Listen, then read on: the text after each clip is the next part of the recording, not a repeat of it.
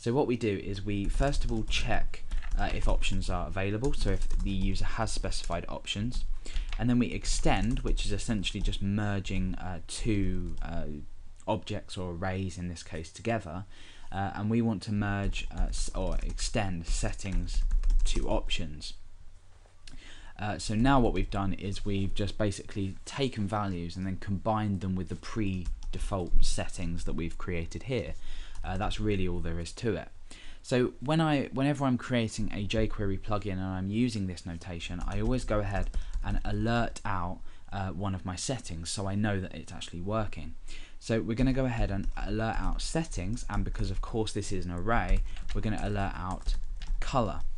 So inside ext.js, let's just go ahead and apply this plugin to the document. So it's .highlight, and then inside let's not specify anything at all, and let's refresh.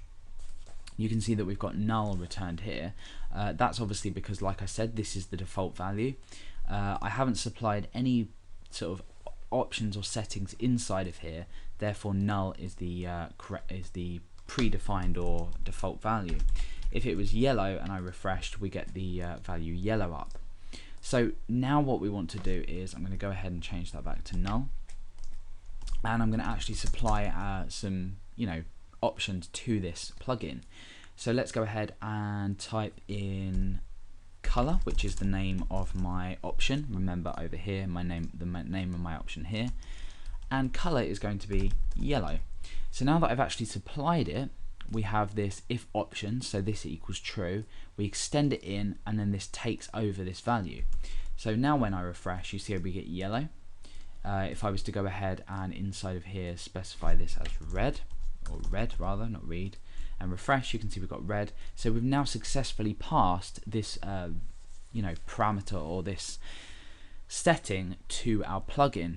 So now what we can go ahead and do is use this.css, and we can set the background color to settings color, because we've already echoed this setting out, so we know that it works.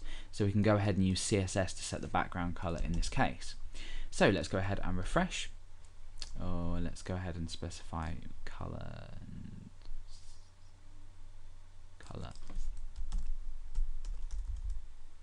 and change that there. In actual fact, no, we don't need that. Sorry, I forgot to actually go ahead and apply it to something relevant. We use this without the $ and whatever else because we've used this notation here. We're not required to inside of our plugin.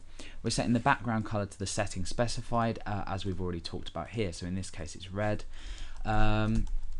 Let's go ahead and actually apply this to something relevant, and in this case it's the strong tags, or in this case every strong tag on the page. So now when we refresh, you see that the background is highlighted with red. We can go ahead and then specify something like yellow, for example, and refresh, and you can see that it does exactly the same thing. Now let's go ahead and look at what we want to do if we want to add a second option into here. So essentially what we'd do is we might say foreground black, or foreground white, for example. So what this would do is we're supplying the first, which is the highlight color, and then the foreground color we can do as well. So let's go ahead and modify our plugin.